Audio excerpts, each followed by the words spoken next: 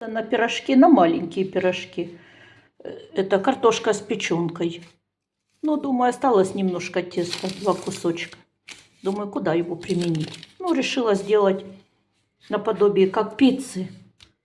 Пышечка, потом вот борта сделала. И все продукты как на пиццу. Майонез, кетчуп, колбаса, грибы. Что там еще? Помидоры. Все я сделала. А сыра твердого у меня нету. А как же мне придумать, чтобы не развалились помидоры мои и колбаса? Я решила вот так вот украсить. Вот так я украсила.